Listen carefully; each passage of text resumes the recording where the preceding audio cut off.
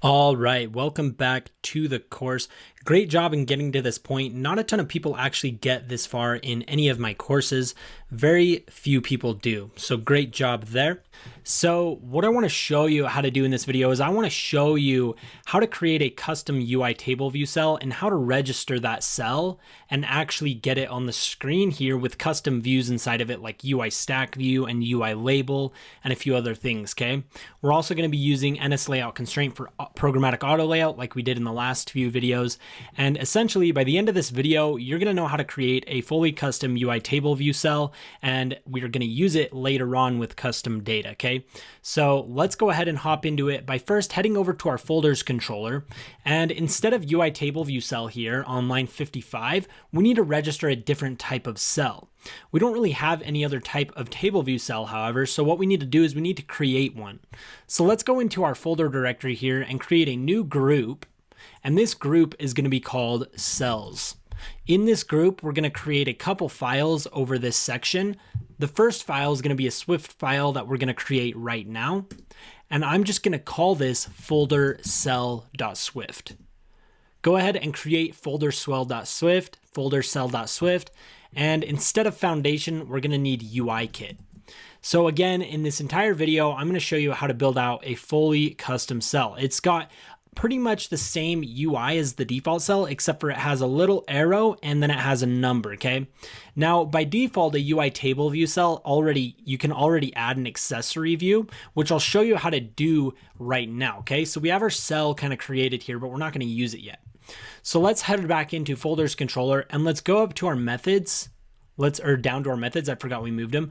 And what we need to do is we need to go into this cell for row method, and we need to say cell.accessory type or accessory view. And we need to say is equal to accessory type is equal to dot. And you'll see we have these four options. We want to go ahead and check disclosure indicator. And then we just want to compile our application, and you're going to see that it looks like the app that is on your phone by default, the iOS Notes app. So again, I thought I might as well not pull up screenshots of the actual app because you all have it on your iPhones. But essentially, it has that little arrow, right? So if you check the Notes app on your phone, you'll see that there's an arrow. So we want the same thing, except for if you're looking there right now, you'll see that each one of these folders actually has a count of how many notes is in it, right? Which we're going to calculate dynamically in the next section.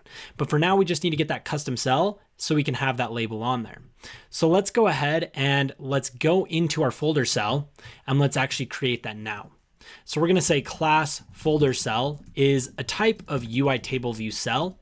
And this is basically going to need a required initializer for this to work. And it's going to need the overridden initializer as well. So if you type in init, you'll get this first initializer right here that says initializes a table view cell with a style and reuse identifier. Go ahead and hit return there. And then you'll get this error. You want to hit fix on this and implement that required init. Okay, so in here, we just need to say super.init and choose the same initializer and then just fill it out. So style and reuse identifier, pretty basic stuff you've probably already done before. And in here, we want to add our stack view and constrain it on the screen. But first we have to create it. So let's go ahead and let's create our label. Let's say file private label is file private var label.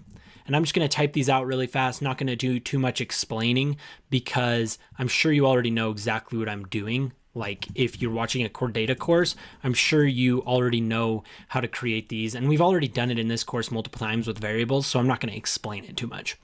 Okay, so file private var label. Let label is equal to UI label. Label.text is folder title. Label.font is UI font.system font of size 16 and .regular, and return label.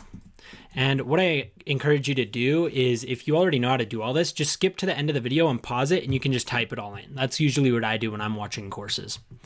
Okay, so we'll copy this and we will say var count label. And then what we'll do is we will basically say, okay, by default, we want like 7 cells, right? Or we'll say 5. All right. And then next thing we want to do, same kind of font size and everything.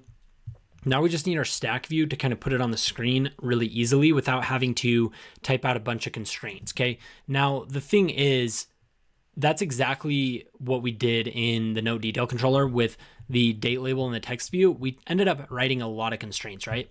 So you can try and convert that to a stack view if you want, because that's exactly what we do in here. We don't constrain both of these. We just put them in a stack view and constrain the stack view, and it ends up being a lot easier. Okay, so file private,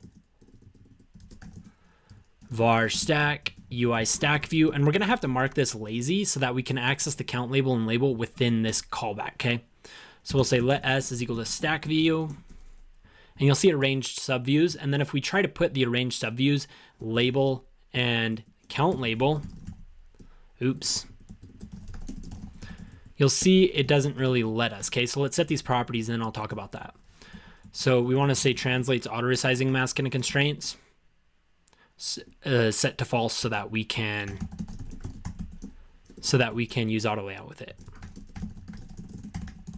Auto complete's not working for me, so I'm just trying to guess what these are, remember what they are. Translates auto resizing mask into constraints. I don't know if I spelt that right because I usually just auto layout do it, but we should see, okay? So if we can compile this, it's gonna crash because it says instance, blah, blah, blah. Basically, it doesn't have access to these, right? So what we need to do is we need to mark this lazy, file private lazy var. And now when we compile it, it's going to work because essentially what lazy does is it compiles these things first and even runs like view did load first and then, or init first, and then it allows us to do that. Okay, so this just runs after everything else, which means that label and count label are available for stack to use. Okay, so now we just need to constrain it on the screen and then put it inside of our folders controller and we should be good to go. So let's go ahead and say content view, and you'll see it says returns the content view, the cell object. It used to say something about it being the view you need to add it to. We'll go ahead and command click on it in just a second. Add subview stack, and then we're just going to constrain it to the leading, trailing, bottom, and top anchors. Pretty easy stuff. So we'll say stack.left anchor .constraint or leading anchor. Both are, they're basically the same thing. I just know that leading anchor is a little more universal. I'll send out supplementary stuff and announcements just explaining the differences between things like this, because I don't think it's necessary to explain in the videos, but it might be something I can update you guys with in an announcement later on. Okay, so stack.leadingAnchor.constraint is equal to, and we'll just say content view dot leading anchor is active is set to true. And then I'm just gonna copy this. Oops, didn't mean to click on the app like that, but I'm just gonna copy this a few times and say trailing, and then top, and then bottom, and then I'll say bottom here, and then I'll say top, and then I'll say trailing. Okay, so basically left, right, top, and bottom, we're constraining our stack to the content view of the cell, which is basically the view of the cell, okay? And I'm gonna command click on content view and hit show quick help just so we can look at it. It says, the content view of a UITableViewCell object is the default super view for content displayed by the cell. If you want to customize cells by simply adding additional views, you should add them to the content view so they'll be positioned appropriately as the cell transitions in and out of editing mode. So if we were to just say self or add subview to the cell, since it technically is a view, it would like appear good, but then as soon as we try to transition things, it would probably look bad, right? Like deleting cells and inserting cells, it might not work properly. So that's why we add it to the content view. Okay, so that should be good. Now we just have to use it and provide it some data. So let's go into our application here, into not node detail controller, but folders controller. And let's go ahead and cast this table view DQ reusable cell as folder cell. Okay, now this isn't going to work unless we register it as a folder cell. So let's go up here, and wherever we're registering it, we need to not register UITableViewCell, but instead register folder cell. And then now when we compile it, we're going to get that custom cell. Okay, and we're going to see a little overlap in data because we're setting the accessory type of the default UITableViewCell and the text of the default UITableViewCell. And then we also have text in the custom cell. So it's going to overlap, and you'll see this problem here, okay? So what we need to do is get rid of these because we now have it in a custom cell. And that custom cell still has those default table view attributes. We're just not using them anymore, so you can't see them when we compile now. So let's go ahead and compile our application, and it's going to look a little bit better, but we still need a little bit more room for this to work, right? Our cells are a little too big. So I'll show you what size and what method we can use to override that and make it look a bit better, okay? So yeah, it's just a bit big and it's not constrained right, stuff like that, right? So what we need to do is we need to implement a method called height for row at, and we need to return something like 50. So let's go into our extension here and say height for row at, and it says asks the delegate for the height to use for a row in a specified location. Let's just return 50 for every row, right? And that should be good.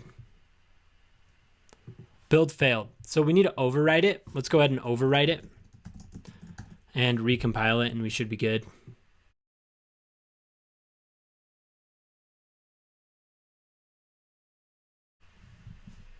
And it looks a bit better, okay?